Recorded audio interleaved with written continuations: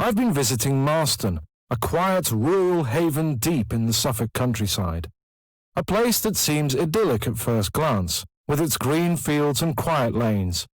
But according to American sociologist Martin Borstein, it's also a society so divided by class and wealth that it's ready for revolution. I thought I'd find out more by speaking to some of the inhabitants.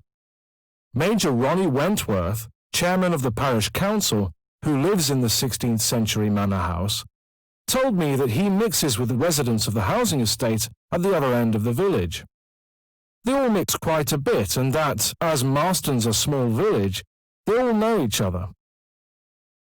He's sure he'd know everybody's name if he called in at the pub, but he wouldn't invite them all around for drinks, as they're just not his close friends.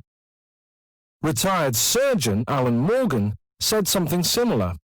He doesn't think they're divided at all. In fact, he says they're a very united village.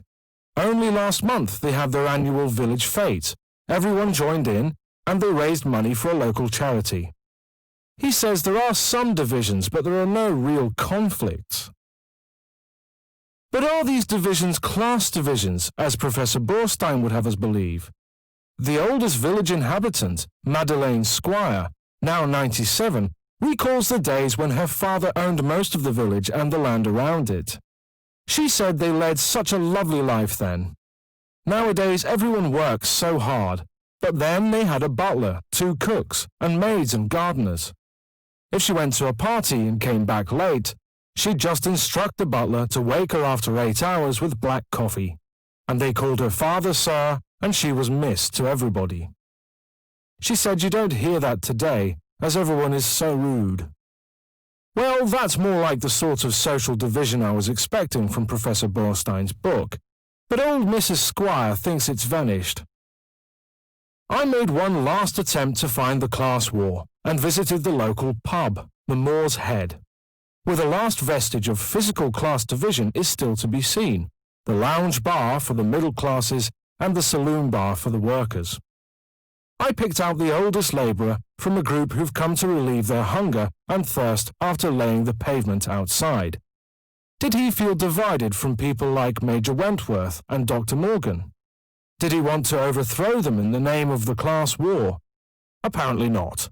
He told me he was 68 and he'd lived in the village all his life. He knew who he was and what his position was there. He's not as rich as the doctor or Mrs. Squire, but that didn't bother him. The doctor had to study for years, so he thinks he deserves the money he gets. He left school at 15 and has worked ever since. He said this village is a happy place. They all know about each other. He supposed that could be a bad thing as well as good. But he knows if he was in trouble, he'd get help from the villagers of all classes. Well, an interesting mix of opinions. Perhaps Professor Borstein should look again at his idea that a revolution could happen here today. Not an option in Marston, I believe.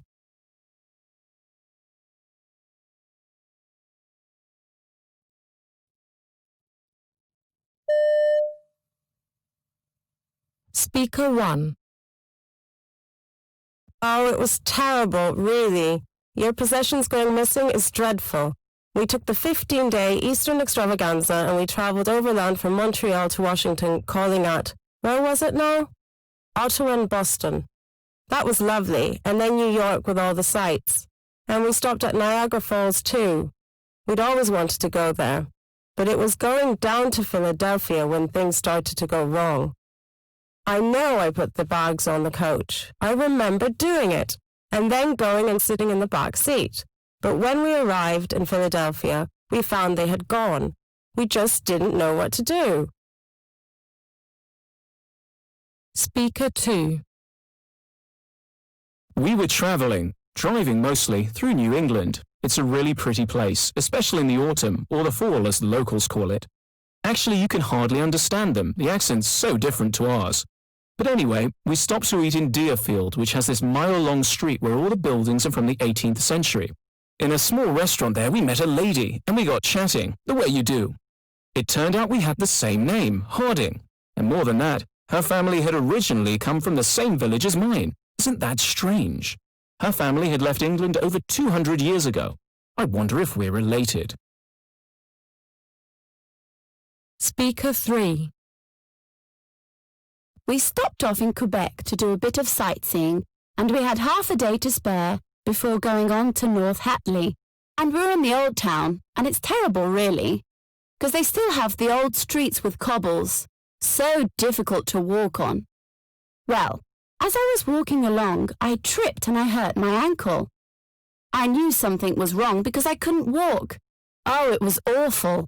And we kept stopping people and asking for help, but no one seemed to understand us. Luckily, we found the local hospital, and they were very kind. Speaker 4. We were staying at the Holiday Inn in San Diego, just relaxing and doing nothing. And it's got this fabulous view of the harbour. And there was this one bridge that looked so picturesque, so we thought we'd have a photograph taken on the bridge. Well, we asked this man if he would photograph us. He said sure, and we posed on the bridge, but he said he couldn't fit the bridge in the photo, so he kept backing away. Then he suddenly turned around and ran off with our camera. What a nerve! I suppose we should have known better, really. But you have to trust people, don't you? Speaker 5. Well, it was dreadful. It's the only word for it.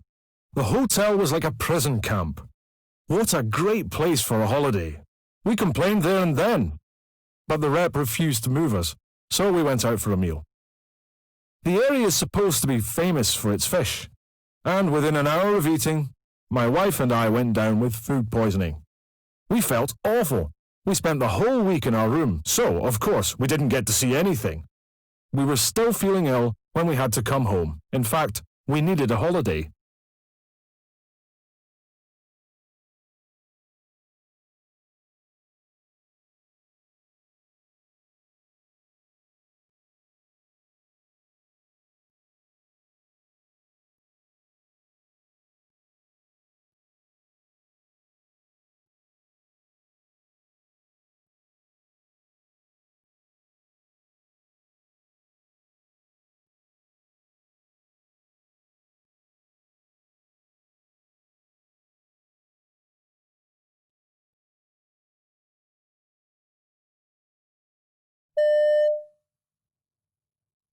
I'm very pleased to have in my studio the new young Master Chef of Europe, fresh back from her victory at the annual competition in Paris.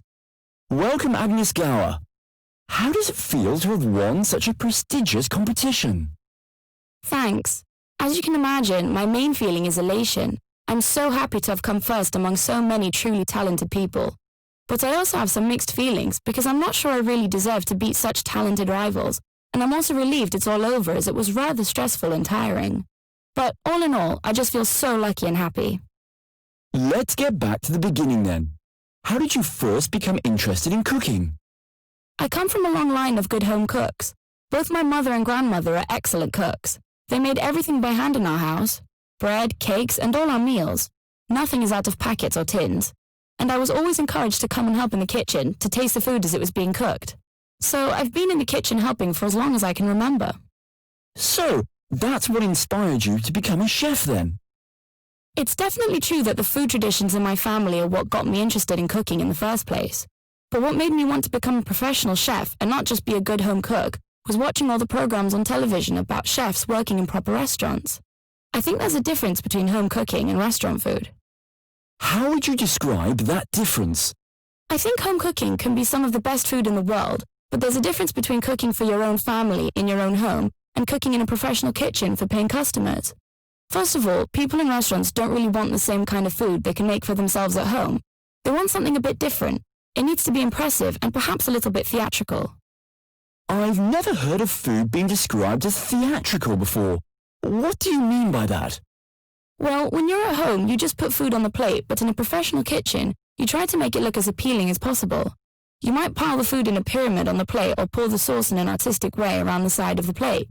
The way you arrange the food should make the customer in the restaurant gasp in surprise. Would you say how the food looks is more important than how it tastes? Absolutely not.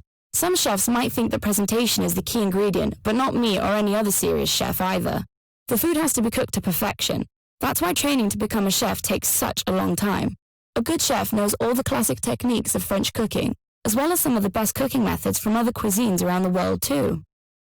Is French cooking your favourite type of cooking? I think all chefs have to love French cooking as it's such an important part of a good chef's training, but I also really love lots of other kinds of food too. Spanish, Greek and Italian food, but also good traditional British food. Nothing can beat the way of the British roast meats or how they make pies. A lot of criticism about British food is really unfair. I hope to eventually open a traditional English restaurant when I've finished all my chef's training. Thanks so much for coming in, Agnes, to tell us about your views on food and cooking. We all wish you the very best for your future. And now